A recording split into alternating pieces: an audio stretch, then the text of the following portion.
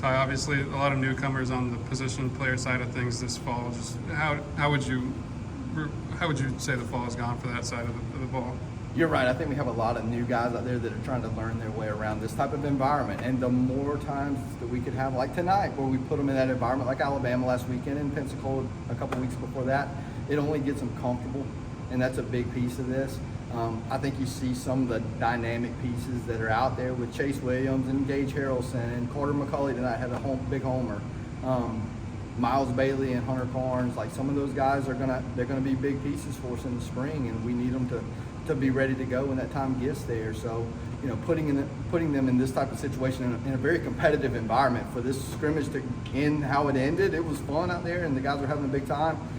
So the more they can get in that type of environment, the better they'll become the spring, and that was what tonight was all about.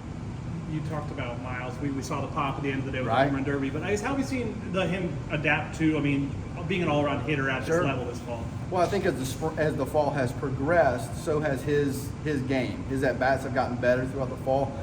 You saw him, he scorched the ball to center field tonight over Dunk's head. I thought Dunk was going to make a great play on it, but just got over his glove. That ball was probably the hardest hit ball of the night. I know we had a couple homers, but he really stepped on that thing. And yeah, you're right. The home run derby setting, like he can put on a show, and he does have to become a complete hitter. And that's something we're going to continue to spend time with him over in the off season here over the next few months before January and February get here. But it's certainly in there. The talent is really, really high end, and we obviously we think he's going to be a great player here for us. You mentioned Gage and Chase. What have you seen from them offensively, but also defensively as well? Well, I think you saw some of that tonight. The defensive plays in the outfield, Gage making the sliding play in left field, Chase, I think, running down the ball in center field, and Chase just has some electricity in him. Like he's fun to watch, and it's fun to see him get out there and run around. And Gage has done the same thing. Those guys are really, they're electric type players, and something we were missing. This team, as you guys have seen, is a different team than last year, right? Like some of the power is not there. I don't know that we're going to hit 140 home runs like the team did last year or whatever that number was, a high number. We do have some threats and some pop in the lineup, but we're also have brought in the speed dimension that maybe we didn't have last year. And I think over the course of time, that's going to help us win some games. But also the defensive capability of those guys. Again, you saw it tonight with some of those balls turning doubles into outs, and the quality of pitching on the mound. We put a premium on defense in the recruiting process of those guys and bringing those newcomers in. So, it really showed last year at the end of the season. That outfield defense is so valuable, and we think we've got the guys that can really do it out there right now. Playing, you brought him in from JUCO, and he was one of the guys out there with Miles in the home run derby. Just have you seen him adapt at the plate, and also at the two positions he's been playing throughout the fall? It's big power, right? Like he's a threat. Every time he steps in the box, he's got the ability to leave the yard, which was something we felt like we needed. That's a big reason we brought him in here. He's shown the ability to play right field. I think he fielded the ball at the wall that we ran the double cut to the guy out at the plate, which was a bang bang play at the plate, which was, he did everything right on that play. He's a really good athlete to be the size that he is. He's also played some first base, and that may be something for him as well. He's a really just a toolsy physical player.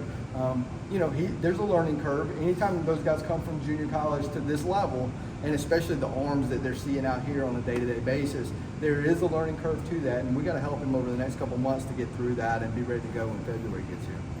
You bring in a guy like Hunter Carnes, highly touted, but obviously you have a returning catcher. You bring in a transfer too. It might be hard to get on the field a ton there early. I guess how have you seen him work at some other spots? How much experience does he have at other spots? Not a whole lot, to be honest with you. And that showed. And Max Williams was out tonight, so he wasn't able to play, and so we had to make some adjustments in the lineup. When we're in Hunter out there, Hunter's extremely athletic. I think he's got the skill set to be able to do that. He just hasn't been in those situations a lot. He's a special player, a special offensive piece for us, and he's going to be a great player here. There's no question about that. As a matter of fact, just based on his teammates, and they're the ones making the decisions here, they chose to intentionally walk him in the 5th or 6th inning, win a big spot in the game. They intentionally walked that kid to pitch to Plain. So, that kind of tells you all you need to know about what his teammates think about him as well.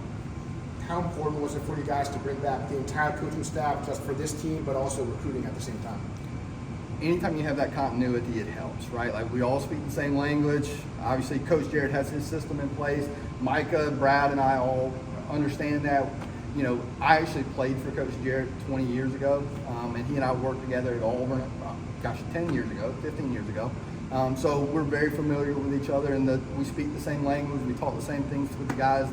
You know, everything is kind of the same that we do. And I've left and kind of gone on and done some other things, and have used the things that I learned from him in my own career, and then coming back here, you know, being back under him.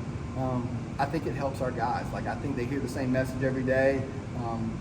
We're all kind of speaking the same language, and you know, the results on the field have kind of shown that. You mentioned Max. He didn't get to play today, but just throughout this fall, he's the most productive of the guys that are returning. Yeah. So what is the next step for him at the plate, I guess?